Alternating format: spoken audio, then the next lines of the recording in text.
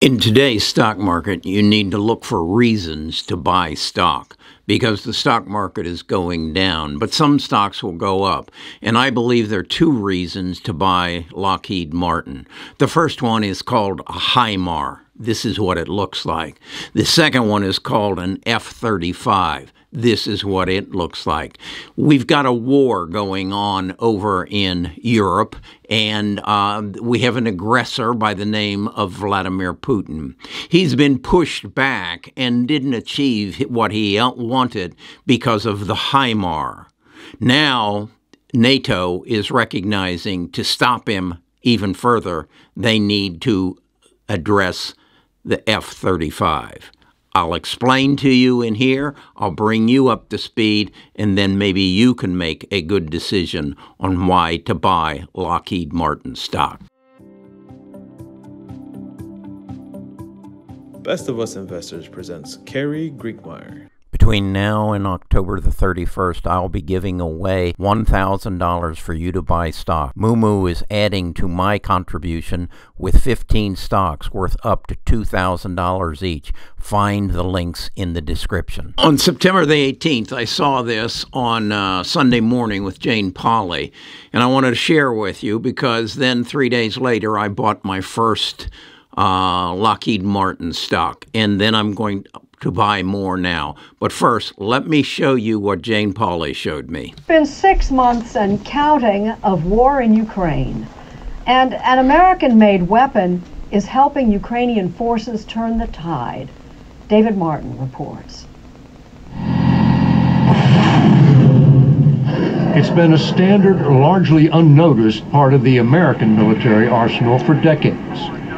But when HIMARS, an acronym which stands for High Mobility Artillery Rocket System, showed up in Ukraine, it changed the face of battle. This capability has given the Ukrainians the potential to completely change the momentum and the direction of this war. Retired Lieutenant General Ben Hodges, former commander of the U.S. Army in Europe, says HIMARS, which fires a 200-pound warhead up to 50 miles and hits within 10 feet of its intended target, has virtually eliminated Russia's numerical advantage. You don't have to have hundreds of artillery rounds to achieve the same effect as one rocket fired from HIMARS. Is Ukraine still outgunned? In numbers, I'd say yes, but what really matters is effect. And the effect that Ukraine is achieving seems to me at this point to be superior to what the Russians are able to deliver. Since June, the U.S. has shipped Ukraine 16 HIMARS launchers and thousands of rockets, which defense officials say the Ukrainians have used to attack more than 350 Russian command posts, ammo dumps, supply depots, and other high-value targets far back from the front lines. The HIMARS and other long-range capabilities have given the Ukrainians the ability to reach out and hit targets that the Russians would have thought were safe. All that from a weapon made at this Lockheed Martin plant in rural Arkansas, a seemingly minor outpost in America's vast military-industrial complex, which is now racing to catch up with the sudden demand for HIMARS. We have to plan for at least to double this. Production here probably will need to double. How long can you keep that up? As long as the demand is needed. We can keep production lines open for 30 years. Operating Officer Frank St. John says the plant is currently turning out about 7,500 rockets a year. That we have capacity to produce 10,000 rockets a year. That's a rocket every 10 minutes, if you do the math on that. And we're also doing similar analysis to potentially take that up to 12 or 14,000 rockets a year. The nose cone carries a satellite guidance system which gives the rocket its sniper-like accuracy. But what impresses the plant most about HIMARS is not the sophistication of its technology, but the simplicity of its use. There are just 3 operators, probably 18 to 20 years old, and they can use this and they can use it effectively within a week. Okay, that is to me as important as its accuracy, it's reliable, and can be done by 18-year-old Ukrainians. Just yesterday, Congress passed a bill to give $12.3 billion worth of military aid to Ukraine, which will include 18 more HIMARS. Up until now, we had given them $9.8 billion. That convinced me I needed to buy more Lockheed Martin. Then with some additional research, I found this article in Seeking Alpha. This is the article I came across on Seeking Alpha. I'm not going to try to pronounce the fellow's name. And he goes into great detail of where Lockheed Martin is on their F-35 stealth fighter jet. And he explains that this is a jet that is state-of-the-art and is really a must-have, and that the United States had ordered 94 of them, but had recently cut that order to 61, which has created some concern about Lockheed Martin's future. As I got into the article, I understood that part of the problem is software, but more importantly, what I understood was Lockheed Martin's capacity to build these. They have the ability to build 147 to 153 of them in a given year. So what the article goes on to say is that the United States canceled brought their order down from 94 to 61, but at the same time, Germany stepped in and said, we want 35 of them. Here's a graph that shows that. The Czech Republic came in and said, we want 24 of them.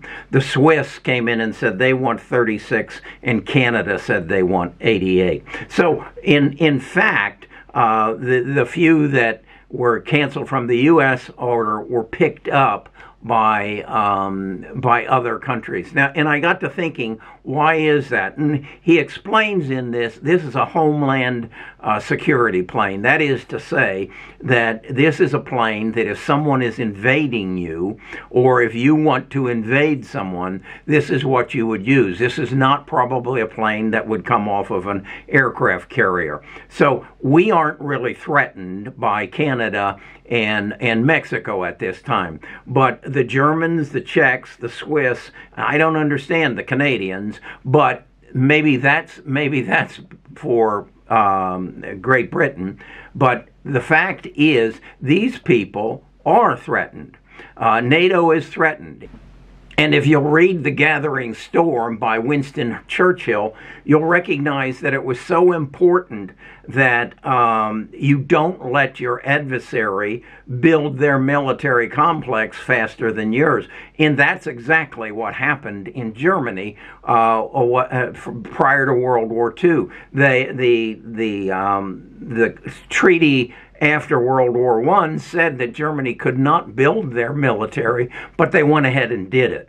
And England and France and the other countries didn't pay any attention, and as a result, Germany built an air force that equaled and surpassed that of the Allies. So this is important, and what I read into this is the Allies came together and said, look, Lockheed Martin has this overwhelming aircraft, Russia has a similar aircraft, and we need to get it into the hands of the NATO nations because this war is going to escalate. If they believe that, I believe that, and that's why I'm buying more Lockheed Martin today. In fact, I put in an order to try to get some at a lower price. So that's my take on Lockheed Martin. I believe they're a player. I pay attention to what's going on in the world around me, and then I take bits and pieces, and then I use things like Seeking Alpha to give me other people's opinions, and then I interpret those positions. Now, I'm in Lockheed Martin. I bought at a price of $422. The current price is $386, so I'm down on it. That doesn't really worry me because I don't believe many people saw the Jane Pauley piece, and so they don't know what's happening.